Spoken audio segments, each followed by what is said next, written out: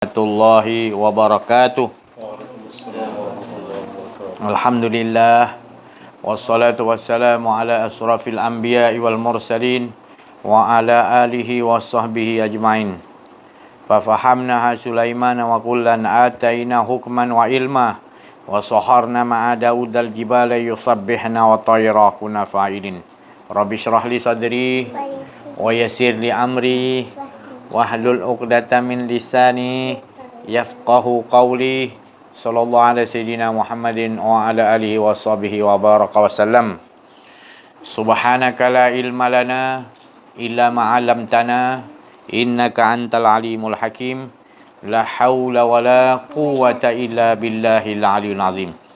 Alhamdulillah, bersyukur kita kepada Allah Subhanahu wa taala, limpahan kurnia Allah, rahmat Allah, inayah Allah dan juga hidayah Allah. Dia bagi kepada kita kurniaan iman, Islam dan dapat mengenal Allah Subhanahu wa taala daripada sisi Allah Subhanahu wa taala. Di mana nikmat yang paling besar yang Allah anugerahkan kepada kita, nikmat hidup dapat kita fahami.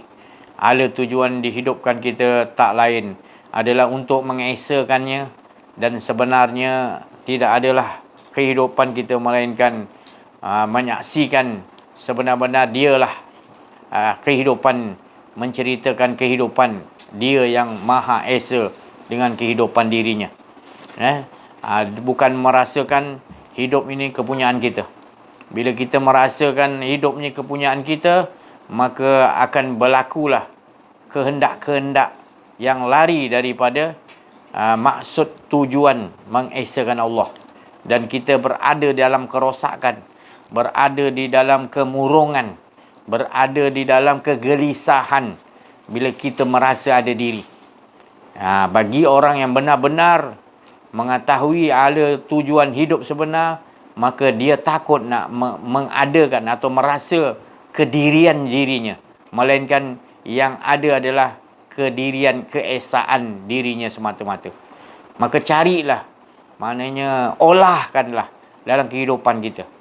Sebelum kedirian kita menjadi raja, ataupun kita akan menyembah kepada hawa nafsu kita, sebelum dia bertambah teruk, nanti kita mengaku bahawa kitalah Tuhan. Ana rabbukumul a'la, seperti mana yang dikhabarkan oleh Fir'aun dan orang-orang yang tersesat. Dia mengaku dia yang memiliki hidup, dia memiliki segala-gala kudrat, iradat, dan juga segala-gala apa pun yang ada pada dirinya, dia kata hak dia. Padahal semua itu adalah hak Allah Subhanahu wa taala.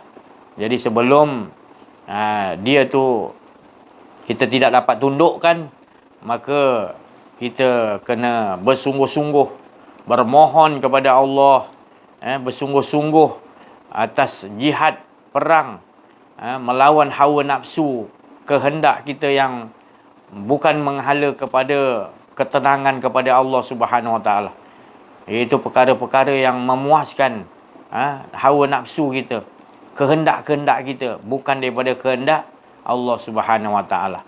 Kita nak seperti mana Rasulullah SAW, apa pun yang Rasulullah SAW buat itu semata-mata daripada wahyu di sisi Allah Subhanahu wa taala. Jadi kita kena faham, seperti Nabi Khidir alaihissalam, aku berbuat sesuatu itu bukan daripada kehendakku, kemahuanku. Bukan daripada kemahuanku. Dia melubangkan perahu yang elok-elok, kemudian dia membunuh budak yang tak berdosa, ibaratnya gitu, dan kemudian dia menaikkan tembok yang mana orang kampung di dalam itu tidak menghidangkan, tidak menghormatinya, lalu dia naikkan tembok, tidak meminta upah. Jadi dia mengatakan kepada Nabi Musa bahawasanya Nabi dia kata, bukanlah aku berbuat ni atas kehendak kemauanku, melainkan daripada sisi Allah. Jadi kita nak begitu, kehidupan kita nak kena begitu. Sebab apa pun, kalau kita bertindak dengan kehendak ataupun hawa nafsu kita, maka pulangan dia akan membawa kepada kerosakan, kepada kezaliman diri kita Dan kita akan jadi kemurungan, kita akan jadi macam saya sebut tadi.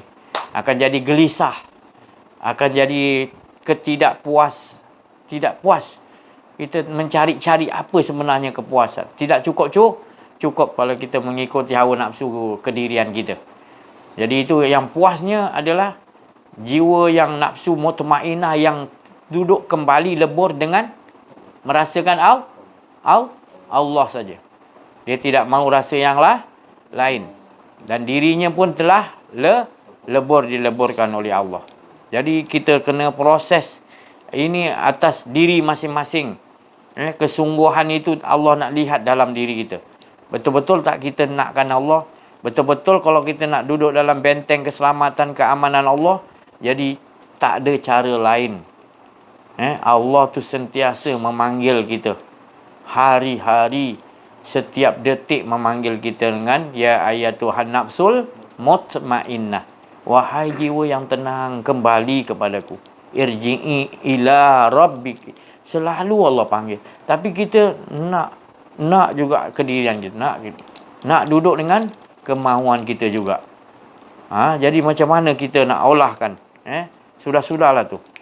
Maknanya kita harus kembali kepada Allah dengan jalan kematian ataupun fana. Jadi banyak kita kena tinggalkan.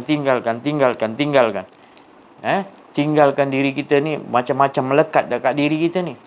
Bila ada kedirian, macam-macam dia macam besi berani, magnet. Bila kita dah ada ya, dia akan melekat lain-lain. Semua yang bersangkutan akan melekat pada itu tadi.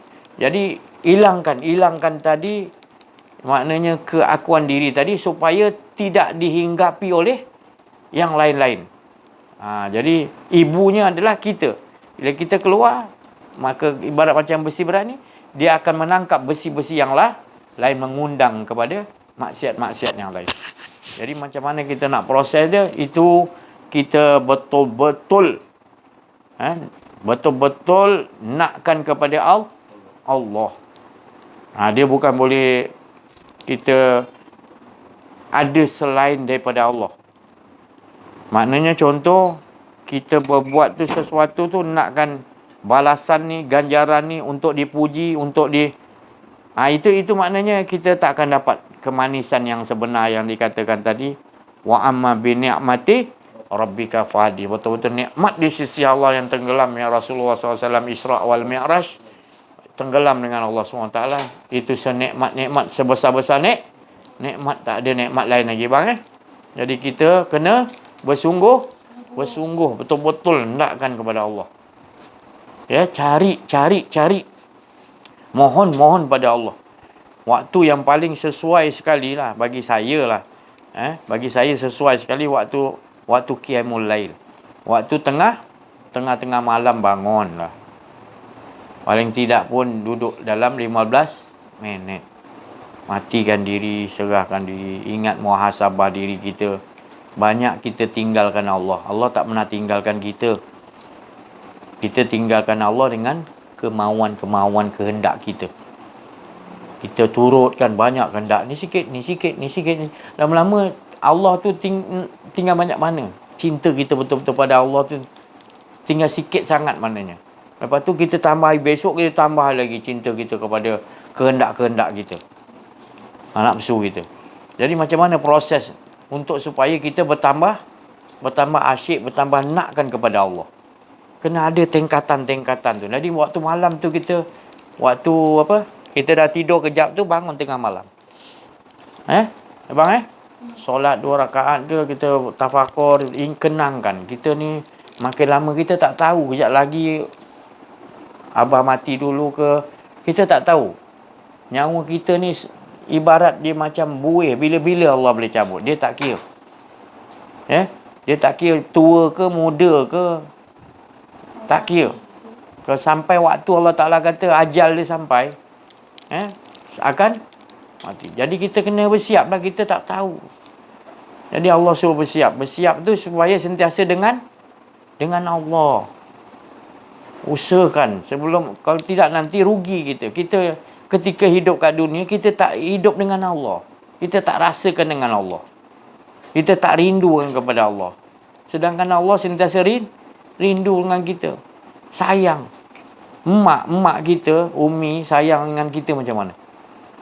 Ya. Mana pergi pun kita jauh pun dia, Umi kita, ayah kita tetap sayang kita. Ingatan dia tu tadi. Tapi Allah tu lebih lagi. Allah tu lebih lagi. Kalau kata ibu bapa sayang kita, kita dah tengok dah memang tak ada yang lebih sayang pada Rasulullah ke sayang kita kan. Tapi Allah tu lebih, Allah lebih lagi. Sayang. Dia tak mau kita kalau buat dosa nak cepat dihukum. Allah Ta'ala kata nanti jangan hukum dulu. Dia sempat nanti bertobat. Tunggu dia bertobat dulu. Punya sayang Allah Ta'ala. Dia tak bagi kita hukuman dulu kalau kita buat salah. Dia bagi tangguh supaya kita bertaubat. Menyesal. Sayangnya Allah Subhanahu Wa Ta'ala. Jadi bila kita pula kita nak betul-betul sayang dengan Allah Subhanahu Wa Ta'ala. Ya. Bila kita nak betul-betul sayang kepada Allah, apa? Kita sebut nama Allah tu dengan sayang macam mana? Bukan sebut tu ada sesuatu kita nak pada Allah. Itu satu sifat kepura-puraan. Jadi kita ni tadi menyembah pada Allah, nakkan pujian, nakkan ganjaran, nakkan sesuatu hajat kita tercapai. Bila dah tercapai hajat kita, kita dah sebut nama Allah dah tak ada bersungguh-sungguh lagi. Jadi kalau orang betul-betul diri dia betul-betul cinta kepada Allah, dia kena ujian ke, kena apa pun, dapat nikmat pun tetap dia nak rasakan Allah tu lebih dicinta, lebih dicintai. Macam mana nak olah abang Jadi kita Ipan, anak abah kena pandai olah dia situ ya. Jadi kita kena proses cari jalan untuk ke arah kecintaan kepada Allah. Nak dapat cinta kepada Allah ni kita kena ingat Allah tu daripada awal lagi cinta kepada kita dengan bukti-bukti dia. Iaitu dia bagi kita kehidupan. Dia bagi kita pendengaran. Dia bagi kita percakapan. Dia bagi nikmat bermacam-macam nikmat. Dalam surah Ar-Rahman Allah ulang-ulang berapa kali? Bang, 30 kali lebih kan? Fabi ayyi ala'i rabbikuma tukadziban. Berapa kali diulang-ulang Allah bagi ingat. Maka nikmat mana satu yang aku berikan kepada kalian iaitu jin dan manusia yang nak didustakan. Kerana banyak manusia mendustakan nikmat-nikmat banyak kebanyakan. Jadi kita kena banyak ingat nikmat Allah tu. Kadang-kadang dia bagi ujian tu sikit tapi nikmat tu banyak. Tu ya. Jadi Allah sangat sayang kepada kita. Dia tak bagi apa yang susah tu lebih. Dia bagi susah tu sikit, senang tu banyak. InsyaAllah mudah-mudahan kita dapat amalan yang kehidupan. Alhamdulillah tadi letakkan diri kita tadi dalam keadaan lebur. Seperti mana firman Allah Subhanahu wa taala, kullu man 'alaiha fan wa yabqa wajhu rabbika dzul jalali wal ikram. Kata-kata tu tadi Allah kullu. Mana Allah mengatakan semua. Kullu, semua sekian alam ni binasa, lenyap. Sebab dalam keadaan semua itu lenyap, baru dapat kita mengetahui bahawa Allah tu yang wa yabqa wajhu rabbika dzul jalali wal ikram. Dia yang tetap kekal. Bila kita bedah siasat dalam surah Ar-Rahman ni tadi ayat wa yabqa tadi yang tetap, Allah nak ceritakan sebenarnya apa pun yang dinyatakan adalah binasa. Sebab kata-kata tu kullu man 'alaiha fan. Kullu, semua yang ada, apa je yang dinyatakan oleh Allah sebenarnya binasa ataupun lenyap. Jadi kalau kita bedah siasat ayat ni, kalau selagi-lagi kita pandang sesuatu tu kita pandang handphone tu, Kita nampak nyata handphone, kita tak nampak tanzih tadi. Tanzih kan? Iaitu yang menciptakan tu tadi. Maka kita tak dapat duduklah makam ayat ni, maksud ayat tu tadi. Kullu man 'alaiha, maknanya kita masih nampakkan lagi, kita tak binasakan. Maka kita tak nampak yang kekal tu tadi. Maka kita berada di dalam keakuan, masih ada dia, masih ada keakuan diri. Itu maknanya kita memandang tu tidak memandang dengan pandangan penglihatan Allah. Kalau kita melihat dengan penglihatan Allah, pasti kita nampak yang nyata tu adalah dia waya baqa tadi. Kita tak nampak handphone tu. Tapi disebabkan ada keakuan diri, kita memandang dengan hawa nafsu, maka kita akan nampak handphone tu handphone. Kita nampak apa saja, kita tak kullu man 'alaiha fan. Sebab kita memandang dengan pandangan diri, kedirian kita. Kita rasa kita yang memandang. Tapi kalau kita hilangkan kedirian, kita memandang dengan pandangan dia, pasti kita akan nampak tetap juga dia memandang dirinya. Apa yang nyata tu semua dah lenyap. Kullu man 'alaiha fan. Jadi kita tengok banyak lagi ayat-ayat Quran yang dia suruh kita banyak suruh mati kan. Kullu nafsin za'iqatul maut. Benar. Maknanya inna lillahi wa inna ilaihi raji'un. Maknanya kata-kata tu suruh menafikan, ya. Sebab kita ni datang daripada Allah, kita ni tak ada. Kita daripada Allah, dia lah. Dan kembali pada dia dengan dia. Maknanya itu kata-kata kembali, maknanya kembali tidak pernah ada. Bukan kita ni datang daripada Allah, kembali pada, maknanya tak tetap, kesimpulannya tidak ada. Jadi macam mana kita nak olah kan, kita tengok. Surah Isra pun sama, Allah Ta'ala kata, wa qul ja'al haqq wa zahaqal batil. Wa qul ja'al haqq wa zahaqal batil. Telah datang dan datang kebenaran. Qul ja'al haqq wa zahaqal, maknanya yang batil pasti hancur. Ya. Innal batila, seperti sesungguhnya sesungguhnya yang batil pasti akan hancur. Pasti akan lenyap. Jadi kata-kata tu lagi bagaimana kita nak memakai. Kalau kita sekadar kita baca, kita rasa aku nak hancurkan orang ni, aku kena baca ni. Sebenarnya bukan kita menghancurkan barang tu dulu. Kita kena hancurkan keakuan diri dulu. Ada keakuan diri tu batil kita lah. Kena hilangkan kedirian dulu. Kemudian automatik benda-benda yang lain akan turut melainkan yang hak aja yang tu. Jadi kita kena tahu, kosongkan dulu, hilangkan semua, baru dibaca tadi, baru kita dudukkan makam tu tadi, yang tetap hak yang ada, bukan ada kita ada hak, tak ada dua, tak. Itu masih ada batil lagi kita.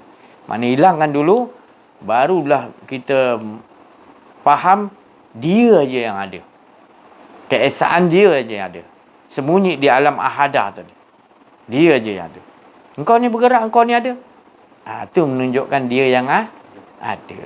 Kemudian bila duduk di situ, Allah sambung ayat tu. Wa nunazzilu minal Qur'ani ma huwa shifaa'un. Baru boleh Allah downloadkan. Aku turunkan. Wa nunazzilu. Aku turunkan Al-Quran. Tapi kalau kita tak ngilangkan diri, kita baca Quran, tapi kita memikir-mikir ke tempat lain, kita tak tumpukan itu kalam Allah, jadi Allah tak boleh downloadkan. Hanya kamu dapat pahala membaca tu.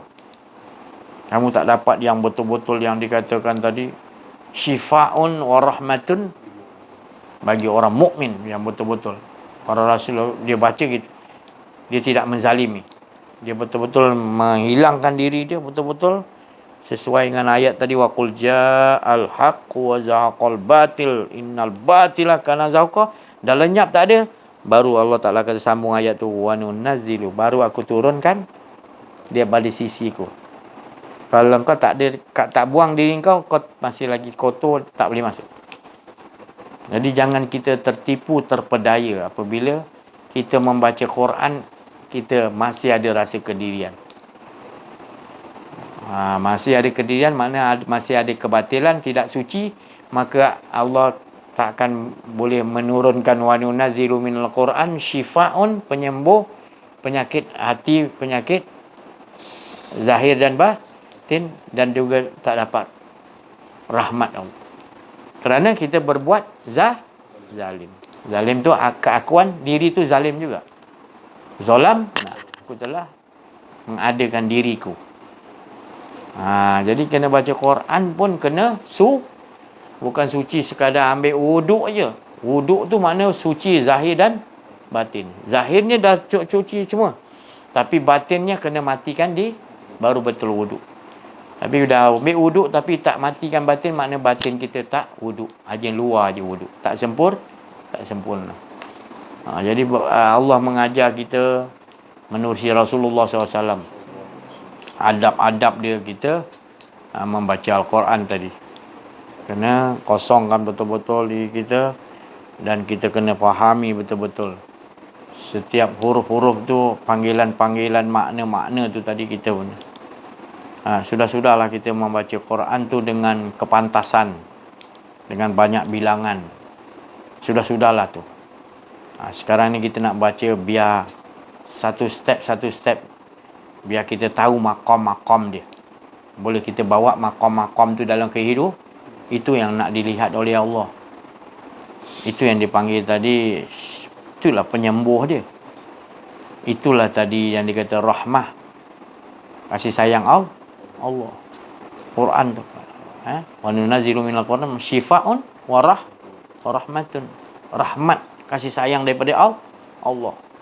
Bila kita dapat terapkan dalam kehidupan kita, maka kita buat apa sesuatu pun tidak sia-sia. Kita berbuat dengan kehadiran, rasa kehadiran dia ajalah. Bukan kita berbuat tu ibadah dengan hawa nafsu, tanpa ada adab-adab dia. Itu hawa nafsu. Jadi kita baca Quran kena dengan adab-adab. Bila dipanggil ni kalimat tadi innal ladzina amanu, kita bertanya, berhenti kejap, ya Allah, aku ni belum sempurna lagi keimananku, ya Allah. Contohnya lah, Allah memanggil kan, innal ladzi, sesungguhnya orang-orang yang innal ladzina amanu, kita berhenti kejap, kita renungkan, ya Allah, aku ni belum lagi diuji betul-betul. Aku nak nyaut aku orang beriman, belum tentu lagi, ya Allah. Tapi ya Allah, jadikan aku ni hamba-Mu yang benar-benar telah diuji keimananku, ya Allah, dan beri kekukuhan kepada aku. Berhenti kita berkata-kata dengan kata-kata kalam Allah SWT. Bahawasanya diri kita ni berada di dalam keadaan membaca Quran tu dalam keadaan kehadiran Allah Subhanahu Wa Taala. Seperti mana Nabi Musa bermutakaliman, berkata-kata dengan Allah dalam bahasa dalam. Bahasa dalam ni tadi dia buat. Sebenarnya dia juga yang soal, dia juga yang jawab. Dia dengan di situ kena ada. Baru kita boleh faham. Baru Allah akan menjelaskan. Tadi syarat dia tadi apa? Wa qul ja'al haqq wa zahaqal batil. Lenyapkan dulu diri kita, kosong, bersih dah betul kita, baru kita baca satu patah perkataan satu, kan? Suruh berhenti, renungkan dia, suruh renungkan. Kata berdialog. Sebenarnya dia nak berdialog dengan dia. Nak perlihatkan lagi keagungan kebesaran ayat-ayat, tanda-tanda. Jadi kita dapat dia duduk situ, nanti terbawa-bawa di luar, kita membaca Quran, nanti dalam kehidupan kita jaga makam tu yang kita diberi kefahaman di situ makam. Disuruh kita duduk untuk menyatakan cerita-cerita dia, skrip-skrip dia, supaya kita sentiasa mengetahui setiap huruf-huruf, titik-titik itu mempunyai makna-makna yang simbol-simbol untuk tak lain mengesakan ilahun wa mengesakan Allah. Tak semua ayat Quran tu mengajak mengesakan Allah. Jadi kita baca tu kita tahu setiap ayat pasti dia akan tafsirannya, olahannya tinggi mana pun tetap mengesakan Allah. Kita baca sikit pun mengesakan Allah, banyak pun tetap sama juga mengesakan Allah. Jadi bukan banyak kita tak mengesakan Allah, tak tahu hala tuju semua. Jadi mengesakan Allah tak lain kena kita lenyapkan diri kita, kita hilangkan rasa kedirian kita tadi dengan waqul itu satu cara lagi. Tadi cara yang apa? Dia kata kullu man 'alaiha. Dia satu cara lagi untuk binasakan, kita minta Allah sendiri yang mengatakan kepada kita semuanya binasa. Kullu, dia yang cakap. Jadi kita faham dia yang kena, kita tak faham, kita minta macam mana yang dia nak tadi. Kullu man, dia nak kita binasa supaya yang ada dia ya sebenarnya. Kullu man, jadi kita tahu waya baqa, baru kita akan terasa satu kejutan, kemanisan duduk di situ. Kemanisan. Sebab Allah Subhanahu Wa Taala dia berkeadaan apa? Berkeadaan dalam sangat maha sempurna. Daripada awal akhir zahir, sebila-bila pun dalam keadaan bijaksana dan maha sempurna. Jadi bila dia dalam keadaan maha sempurna, maha bijaksana, maha sempurna, maka dia menciptakan. Bila dia menciptakan, dia menzahirkan di 7 lapis langit, di 7 lapis bumi, seisi-isinya sekalian alam dalam keadaan Allah maha bijaksana dan maha sempurna. Maha sempurna macam mana keadaan dia? Maha sempurna maknanya untungnya jadi Allah. Saya bahasakan macam tu. Untungnya jadi Allah. Sebab tak pernah ada sifat kekurangan. Jadi kalau tak ada sifat kekurangan, maknanya Allah suruh kembali kepada dia supaya engkau tahu itulah sifatku tidak ada maha sempurna. Jadi engkau akan melihat nanti lepas tu ciptaan kau, ciptaan Allah baik, buruk, hina, mulia, semua dalam sekian alam ni semua ada lawan dia. Surga, neraka, engkau akan nampak tu semua adalah kebijaksanaan Allah dan juga kesempurnaan Allah, yang mana untungnya Allah berkehendak nak menjadikan semua tu kebijaksanaan. Dia tak memerlukan siapa-siapa untuk nak minta pendapat untuk mencipta. Cubalah, buatlah duduk di situ. Barulah kita nanti dibagi rasa macam mana sempurna, maha bijaksananya Allah. Kita akan melihat iblis, Ya'juj Ma'juj, Dajjal, malaikat, Nur Muhammad, semua sekian alam ni, kita nampak semua itu adalah pentadbiran Allah. Skrip Allah. Dia yang menyusun. Kita nampak. Dia ni buat watak baik, dia ni buat watak tak baik. Jadi kita dah tak ada dah hidup ni tadi membezakan. Memang dia jadi baik dan tu berbeza. Tapi bila kita dah lebur, kullu man 'alaiha fan, Allah dah leburkan kita duduk wayah pokok, maha bijaksana, maha sempurna. Jadi kita melihat itu semua aku yang suruh buat watak ni. Jadi kita nampak tangan-tangan kekuasaan Allah yang menciptakan iblis, watak kau ni, skrip kau ni, ya. Dajjal gini, Ya'juj Ma'juj gini, malaikat gini, berapa juta malaikat kita pun tak mampu kira. Masing-masing dia bagi tugas, jaga bumi, jaga tu macam-macam sampai kita tak tahu nak sebut punya banyak ciptaan Allah tadi. Itu menunjukkan maha kesempurnaan Allah. Jadi Allah sentiasa tenang, sentiasa tak. Habis mengapa Allah murka, Allah kita tak faham. Bila tak faham, kita rasa Allah ni nanti Allah marah. Allah suka. Sebenarnya Allah sentiasa dalam keadaan sempurna. Sempurna ni maknanya dia tak ada risau. Tahu tak? Dia tak ada risau. Maknanya Allah dalam keadaan kalau dia risau, macam mana? Apa akan jadi? Kalau Allah marah macam mana? Tak hancur dunia ni. Jadi Allah, dia mengatakan dia murkaku. Tapi sebenarnya Itu bukan murka Allah. Itu dia merendahkan diri supaya kita tahu dia tak suka tu untuk dia nak ajak kita kembali pada dia. Macam mak ayah kita lah. Dia tunjukkan marah pada kita ni supaya bukanlah dia tu marah. Dia kena bawa watak marah supaya kita tahu dia tak suka. Itu makna dia sayang. Faham tak? Jadi jangan salah faham maksud saya ni. Saya ni suka berdasiasat. Saya suka dalam minta lagi, ya Allah, minta lagi. Rupanya Allah tak pernah marah pun. Allah tak pernah marah.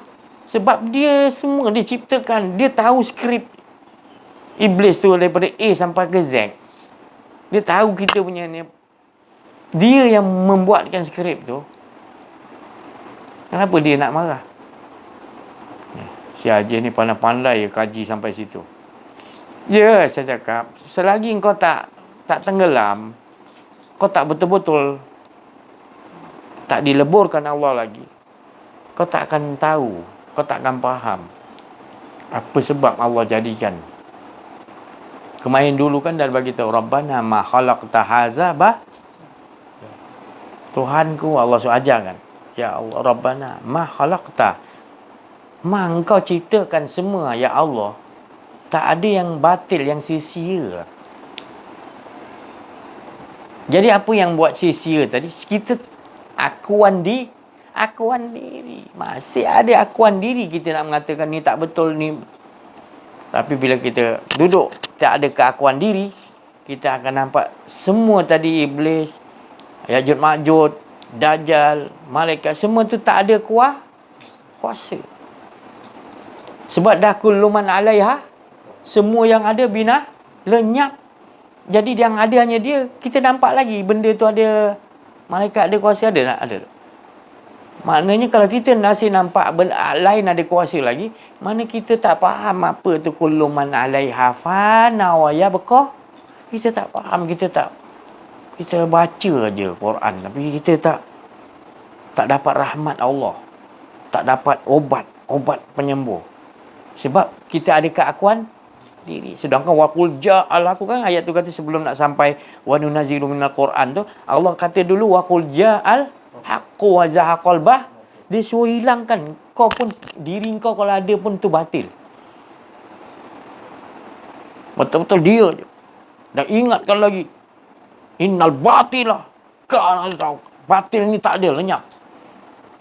Tak, kita baca, masih lagi kita tak faham. Berpuluh tahun kita rasa ada kita lagi. Padahal kita hanya baca je, kita tak faham, tak mengamaliakan, tak imani ayat tu tadi. 20 tahun dah kita baca, berapa tahun? 40 tahun, 30 tahun kita baca ayat surah Isra. Lancar dah, memang lancar dah. Tapi pakaian tu tadi kita tak dah. Pakaian nak menyarung tu tadi. Supaya jadi begitu Allah nak kau jadi begitu. Tak ada. Kalau ada diri kau lagi batil, mana kau masih lagi tak lenyapkan lagi. Makna kau tak mohon pada Allah untuk Allah lenyapkan. Kerana kesungguhan diri kau pun tak kenal diri kau untuk lenyapkan tu. Macam mana Allah nak? Jangan sampai tangan Allah datang sendiri melenyapkan kita, baru kita menyesal. Jadi kita nak, semasa kita dalam keadaan Allah bagi rahmat yang banyak, yang besar ni, kita nakkan kembali kepada Allah. Tak ada rasa, dalam keadaan kita tak ada tekanan apa-apa pun, belum diuji lagi keadaan macam ni pun, kita nak rasa keakuan diri macam mana? Jauh sangat kita punya kefahaman. Yang Rasulullah SAW ajar pada sahabat ni, ya Allah, awal-awal lagi sudah la ilaha illallah, awal-awal lagi dah asyhadu alla, mengaku 2 kalimah syahadat, Rasulullah dah terangkan dah. Kita kena 70,000 kena 40 hari, kena solok, kena apa pun tak faham juga. Ajar jumpa guru sini, jumpa guru-guru ni pun tak faham juga apa tu la ilaha illallah. Tapi Rasulullah ajar sahabat tu dalam masa 5 minit je. Sebab apa? Sebab Rasulullah sendiri tak ada. Orang yang mengajar tu sendiri tak ada rasa kedirian. Jadi yang sebut tu hanya Allah. Jadi sahabat tu dengar, dia nampak. Terus yakin tak? Meyakini tak? Ini yang ngajar sendiri pun tak tahu nak membuktikan. Mengimani lagi. Itu. Pasal kita kena cari mursyid yang benar-benar yang mengimani betul-betul. Baru kalau dia sekali dia talqinkan asyhadu alla ilaha illallah, baru kita, sebab dia sendiri bukan mulut dia yang sebut. Dia dah tak ada dah. Maknanya kau mendengar daripada kalam Allah masuk terus dalam rohani kau. Meyakini terus. Sekali dia sebut tu talqin, sampai bila kau jaga? Tu lagi sebut lagi baru, lagi sebut lagi kuat, lagi kuat. Bukan hari sebut 100 besok dah lemah. Tak. Dia akan sentiasa barukan balik. Jadi do imanakum akthiru min qawli la ilaha illallah, la ilaha. Dia hidup dah. Tanpa dia sebut pun dalam hidup. Dia bergerak, dia tak ada rasa diri, dia melihat penglihatan. Dia olahkan la ilaha illallah tu dalam berbentuk yang Allah bagi sifat 7 tadi apa? Hayyun, alimun, qadirun, muridun, sami'un, basirun, mutakal. Semua dia kata itu semua hak Allah. Aku dah jadi Allah maknanya. Si Haji ni mengaku Tuhan pula ni. Ini nak kena pancung ni. Macam Mansur Alas. Nanti dulu. Bukan aku kata aku ni Tuhan. Aku ni jadi Allah, bukannya aku ni Allah. Bukan. Maknanya semua kita tidak faham tak? Semuanya tidak ada. Semuanya kita ni tidak yang ada hanya kullu man alaiha fan. Bukan aku. Aku tu dengan Allah mana ada dua lagi. Kalau kau kata aku ni mengaku Tuhan, mana ada dua, tak betul. Aku tak mengatakan gitu. Aku mengatakan la ilah, semua kita tak ada, yang ada hanya aku mengatakan gitu. Engkau pun mengatakan gitu sebenarnya. Tapi engkau tak faham, tak berdasiasat. Hidup kau biarkan dalam keadaan terumbang-ambing tanpa mengetahui Allah yang sebenar-benar. Kau biarkan hidup kau dalam keadaan kau tak faham Allah Ta'ala. Lepas tu kau minta ni. Kau rasa macam Allah bagi tu Allah. Kau dah kenal Allah. Belum. Engkau terkena istidraj. Istidraj ni maknanya sesuatu yang Allah bagi supaya engkau bertambah jauh dengan Allah. Jangan kau salahkan Allah. Sebab itu atas perbuatan engkau mengkufuri nikmat Allah. Allah tak bagi kau paksa-paksa. Kau tekan-tekan. Ya Allah, mengapa gini. Bila Allah bagi pula, makin jauh kau tak sedar. Na'udzubillah min zalik. Fir'aun dia bagi kekayaan, Qarun dia bagi kekayaan, bagi. Supaya diperlihatkan pada kita beginilah. Bila hidup manusia dia memegang pada kedirian dia. Hawa nak gitulah, dia mengaku sampai dah ana rabbukumul a'la, kata Firaun. Aku Tuhan yang paling tinggi, dia kata. Sebab Allah bagi macam dia dah jadi sifat Tuhan, dia boleh bunuh orang, dia boleh arah orang, dia jadi macam tu. Allah bagi. Jadi jangan sampai kita dapat bagi, kita tak nak. Kita minta betul-betul ridho Allah. Ridho Allah tu apa? Sentiasa apa pun Allah susun pada diri kita, kita nak, kita ni boleh terima. Ini bukan senang. Kalau kita tak mengaji, kenal diri, kenal Allah, susah kita nak terima. Yang boleh kita terima adalah bila yang baik. Bila yang tak baik, banyak lebih baik Allah bagi kita daripada yang tak baik. Tapi yang tak baik tu kita kenang-kenang lah. Sikit tu tadi. Nak ridha macam mana? Kita nak minta ridha Allah, kita sendiri Allah susun dan terbaik, kita tak ridha macam mana? Jadi jangan minta ridha dululah kalau macam tu. Kau tak faham ridha. Ridha ni makam dia tinggi. Jadi lebih baik kau minta makam nak kenal Allah dululah. Bukanlah saya cakap tak boleh minta ridha. Tapi kalau kau dah betul-betul nak ridha, kau kena faham sebelum naik makam ridha, kau kena kenal Allah dulu. Sebab apa kalau kau tak kenal, Allah bagi kau yang terbaik susunan tu, engkau memprotes. Allah bagi tu kau tak ridha. Kena yang baik, engkau ridha. Tak baik tu sebenarnya baik untuk engkau Allah bagi, engkau tak ridha. Lepas tu kau minta, ya Allah ridhalah aku. Engkau sendiri pun Allah susun, kau tak ridha, macam mana Allah nak bagi kau ridha? Sebenarnya apa yang Allah bagi pada engkau ya je redha, itu tanda Allah redha lah. radiyatan mardi.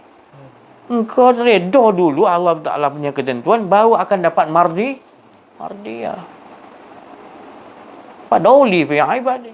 Wadoli, barulah engkau ni masuk dalam golongan hamba-Ku yang engkau hidup kau tadi. Nak senang je, nak apa yang kau nak tu dapat. Tak dapat sikit dia lari tajuk je, mula engkau dah tak ridha. Berbalah-balah. Macam mana boleh jadi macam ni? Itu diri kita. Saya tak cakap saya ni berlepas ya. Maknanya saya pun masih lagi di peringkat diuji daripada kemampuan yang Allah tahu nak susun. Jadi kita sama-sama. Bukan makna saya cakap ni saya lepas. Kita sama-sama menghadapi apa yang Allah bagi, baik atau buruk, itu adalah yang diredai oleh Allah. Sebab Allah dah susun gitu. Bila kita tak faham, tak kenal Allah, apa yang baik kita rasa tu baik, tapi yang tak baik kita rasa tu tak baik. Tapi sebenarnya kadang-kadang terbalik. Yang baik tu sebenarnya tak baik sebab kau dah memaksa dia bagi kau. Dan sejujurnya yang tak baik tu baik untuk engkau mendekatkan diri lagi kepada Allah. Ya, kalau tak kena ujian, kita tak tahu nilai keimanan kita. Tak tahu tingkat mana iman kita. Ya, time macam ni kita tak kena ujian. Bila dah kena perut sakit, tak makan, makanan tak ada, baru datang waktu tu kau. Curi je lah ni, dah darurat ni makan. Makan je lah apa ada, sebat je lah, halal tak halal. Bila dah lah lapar 2-3 hari tak makan, dia uji kau bong kata. Sekarang kau boleh cakap lah kita kena makan yang halal ni. Bukan saya cakap kita ni lemah, bukan. Tapi kita kena beringat. Ada dah pernah kita diuji kepada gitu. 3-4 hari tak makan dalam hutan ke, kita tak tahu makan apa rasa tu Allah bagi ujian tu. Kita membangkang, kenapa ni.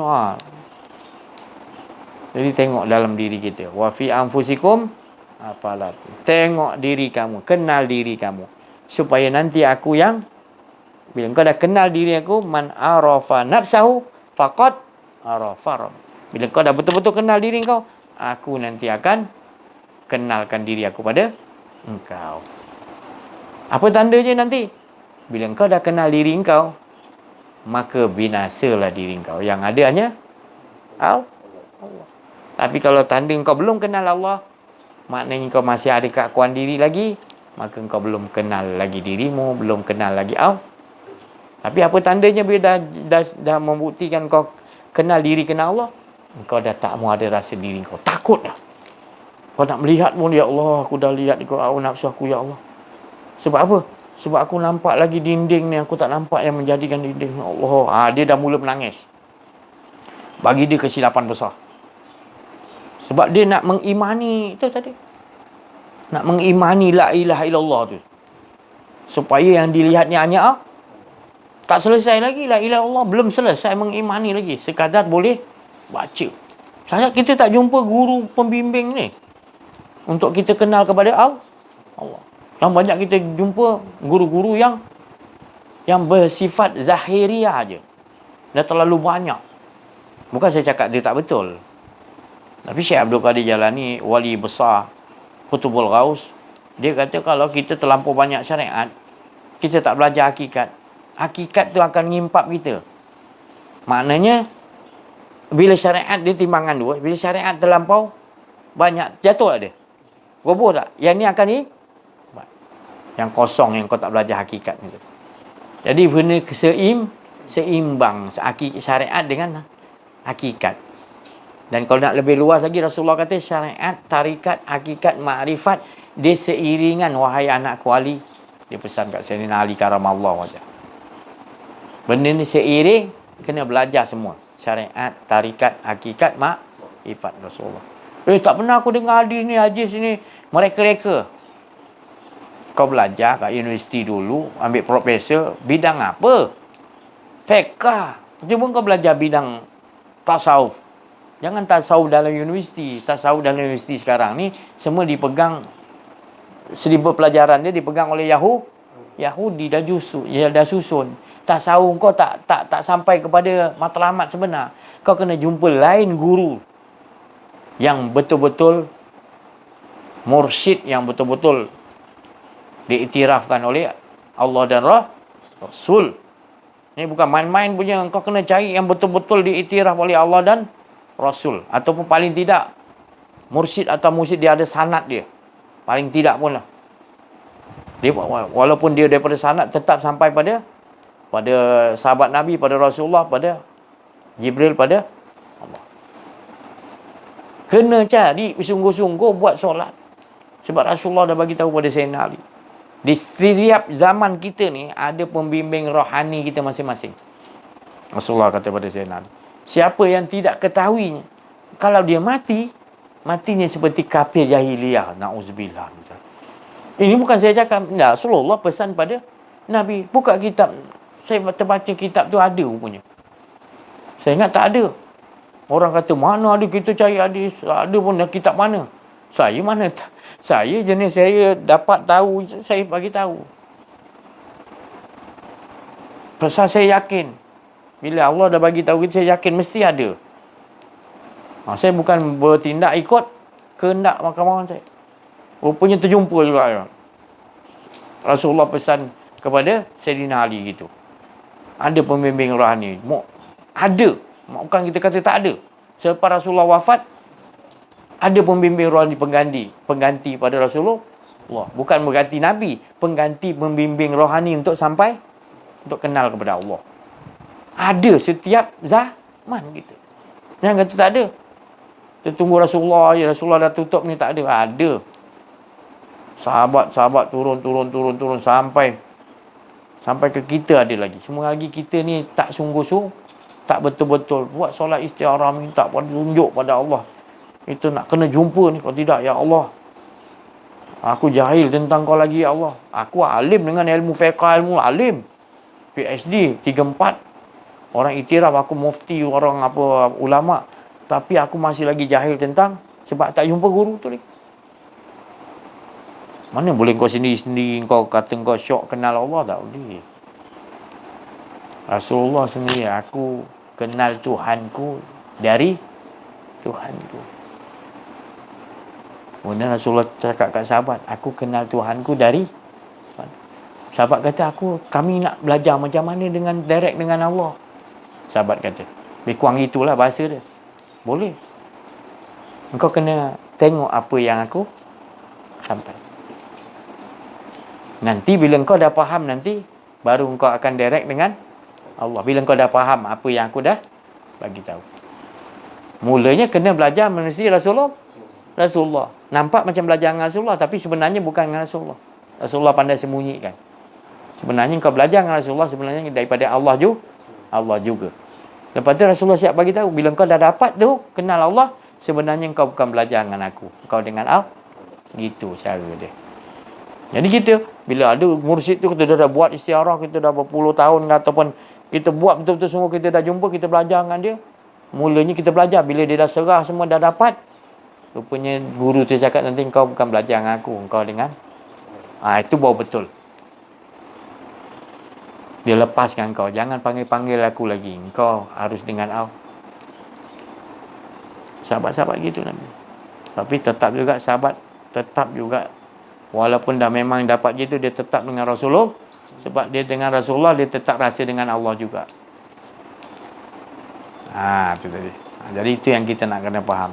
Manusia-manusia yang betul-betul dah kenal diri, dah kenal Allah, dia tidak mahu, dia tidak suka ada rasa kedirian dia. Dia tak mahu. Dia dah biasa berperang benda tu. Sebab dia lebih takut dengan Allah. Bila ada rasa kedirian, dia takut dah. Dia melihat, dia nampak benda tu dulu, dia dah rasa, ya Allah, mengapa aku tak nampak engkau, ya Allah. Aku dah rosakkan penglihatan aku, ya Allah. Aku dah buat mata aku zina, ya Allah. Sedangkan aku dah baca, wala taqrabuz zina, jangan hampiri zina. Tapi ni aku dah berbuat zina. Kita ingat wala taqrabuz zina, ingat perempuan dengan lelaki. Wah, itu pun dia juga. Tapi sebenarnya zina yang lebih halus lagi adalah kita mengatakan keakuan diri itu juga zina. Ini kupasan berdasar siasat orang-orang yang betul-betul Dia dengan hubungan dia dengan Allah kuat. Dia letakkan situ. Rasulullah, para sahabat, wali-wali Allah, dia akan letak situ bagi dia. Dia hukum diri tu bagi tu dia wala taqarabu. Taqarab jangan dekat. Dekati zina. Kerana melihat tu tadi dengan penglihatan kita nampak dinding tu, kita tak nampak siapa jadi. Itu dah menghampiri kepada perbuatan yang zina. Zina ni sahabat siapa? Iblis. Jadi dia akan merosakkan penglihatan kita supaya nampak. Tadi kita dah melihat tadi dengan hawa nafsu. Bila dah hawa nafsu, iblis boleh masuk kat penglihatan tu, dia akan indahkan benda tu lagi supaya kita tak nampak lagi Allah. Dia jangan salahkan iblis, tapi penglihatan keinginan kita melihat itu kerana ada kedirian tu, maka kita akan nampak dinding, maka tu celah-celah tu dia akan masuk batil. Untuk menghindahkan lagi supaya kita tak nampak keindahan yang sebenar, jamilnya Allah.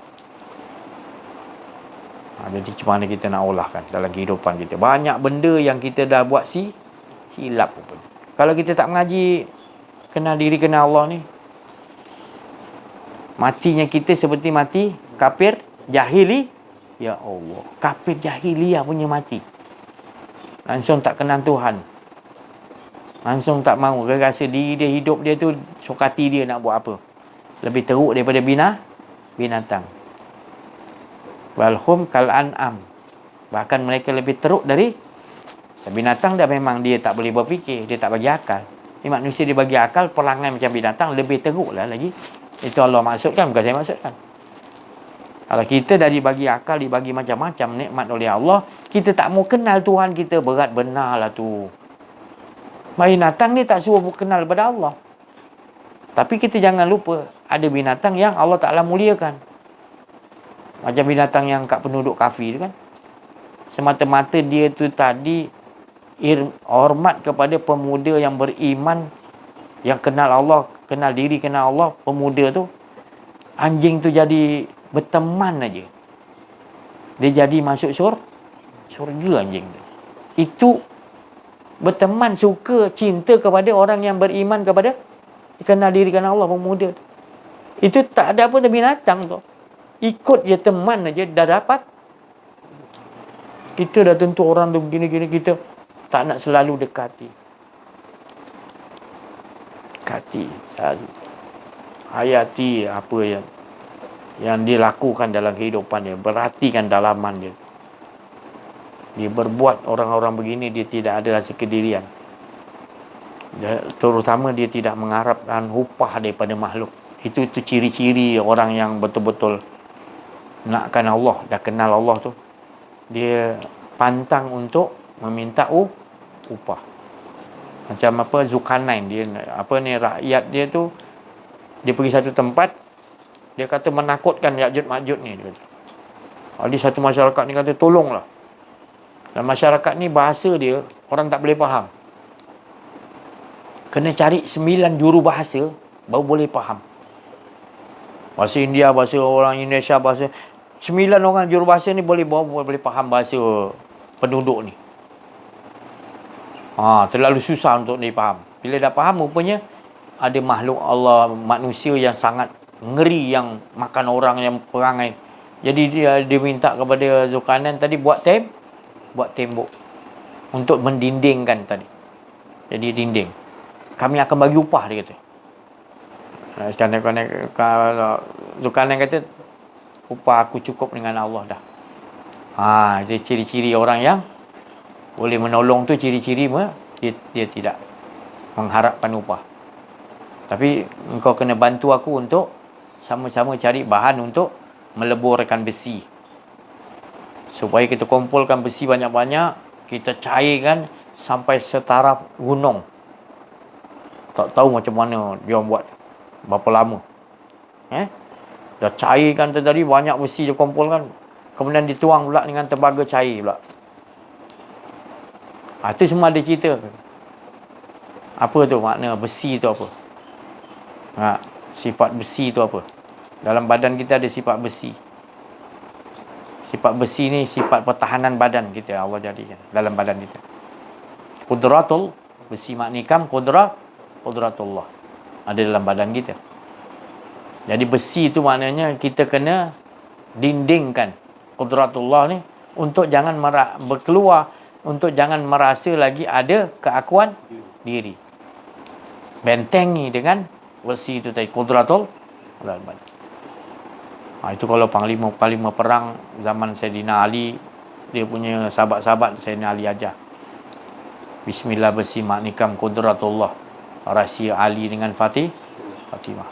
Dia ada dia punya panggilan dia tu. Untuk nak kita naikkan besi itu tadi.